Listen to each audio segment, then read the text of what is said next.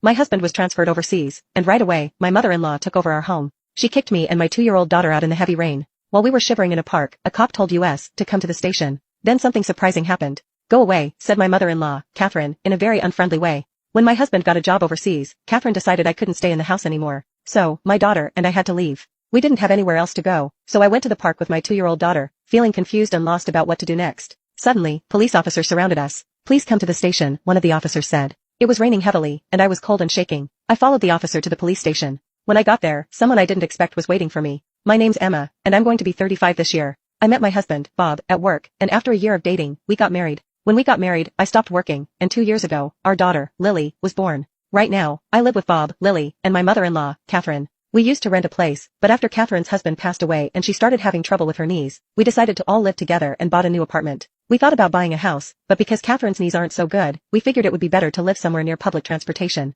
Buying an apartment was cheaper than a house back then, and it has an elevator, which makes things easier for us. Catherine also liked the idea of the apartment, so we put some money down and got a loan that will pay off over 35 years. Bob's job often involves traveling or moving to different places, but after we bought the house, we were told he wouldn't have to relocate anytime soon. However, he still travels a lot for work, about once a week to other states. Having a 2-year-old daughter, I feel really stressed when Bob goes away on these trips. At first, Catherine was helpful, but now she doesn't pitch in with taking care of Lily at all. Instead, she makes more work for me. For example, she leaves dirty dishes lying around after eating and doesn't even bother to rinse cooking utensils, which makes them really hard to clean later. Even when I ask her to at least rinse them, she just says sorry and promises to do better next time, but she doesn't follow through. I noticed something strange recently. She rinses the dishes when Bob is around, but not when it's just me. At first, I thought it was okay since she sometimes rinsed them, but now I think she's doing it on purpose to make things difficult for me. It's not just about the dishes, either. Sometimes, she'll ask if I need anything from the store, and when I say no, she'll later say she actually did need something after I've already come back. This happens a lot. Considering Catherine's knee problems, I try my best to help her with moving around, but my willingness to assist has been decreasing over time.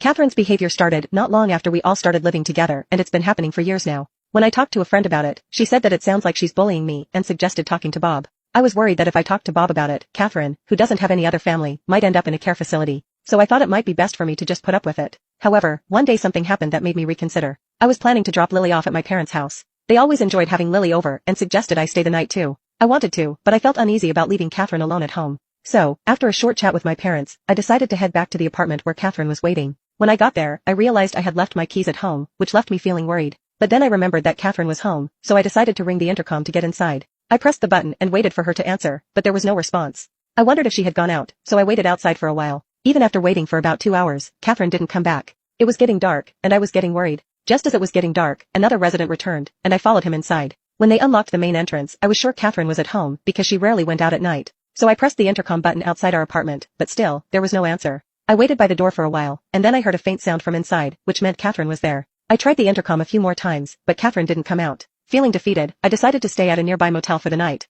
I planned to go back home when Bob returned from his business trip. When I told Bob what happened with Catherine locking me out, he was understandably upset. But Catherine just brushed it off, saying she might not have heard me because of her age. I could tell she was smirking, though. I was relieved to be back inside and grabbed my keys to pick up Lily from my parents' house. After talking to my parents about what happened, they offered me comfort and told me I could always come back to stay with them if things got too tough. Their words brought tears to my eyes, but I quickly wiped them away before heading home with Lily. For a while, things were okay with Catherine. But then, unexpectedly, Bob's transfer to another country became permanent. He asked me what I thought about it, but I couldn't give him an immediate answer, considering the potential stress it could cause Lily. I decided it would be best for her and me to stay in the US. Soon after, we decided I and Lily would stay in the US, while Bob went to Europe. He had to leave. He was worried about us, but he was so busy with work that he didn't have much time to think about it. So it was just me, Lily, and Catherine at home. But, as expected, things went downhill with Catherine once Bob left. On a stormy day, when it was unsafe to go outside, Catherine dropped a bombshell on me. She suggested that Lily and I should move out now that Bob was gone.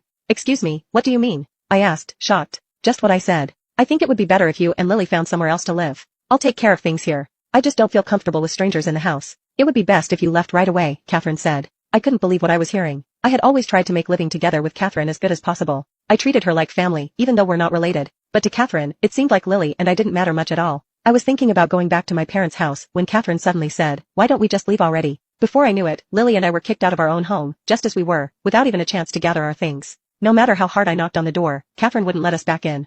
I felt lost and confused. I carried Lily through the pouring rain to a nearby park. There was a shelter there that I hoped would keep us dry from the rain. Ideally, I would have gone to a motel or gone back to my parents' place, but I had left my wallet and phone inside the house. I felt helpless as I sat in the park, trying to figure out what to do next. I'm not sure how much time passed as the rain poured down. I was exhausted and cold and started to doze off. It was dark already, and even though it was summer, the cold was harsh. I worried that Lily and I might get sick. As bad as things were, it seemed like the only option was to walk to my parents' house, even though it would take about 3 hours. As I was thinking about what to do next, I noticed 2 lights coming closer through the rain. They turned out to be police officers. I thought they might be able to help us, but before I could approach them, one of the officers called out to me, "Are you Emma? And is this little one Lily?" I was surprised they knew our names, but replied, "Yes, that's us." The officer said, "Please come to the station with us." I wondered why they wanted us to go to the police station if something was wrong. Urged by the officer, Lily and I got into the patrol car. We were freezing from being out in the rain for so long, but the officers had brought big towels for us. "You might need these. We've got some spare clothes for you at the station," they said kindly. Curious about why they knew about us, and while we were going to the police station, I asked, "How did you know where to find us?"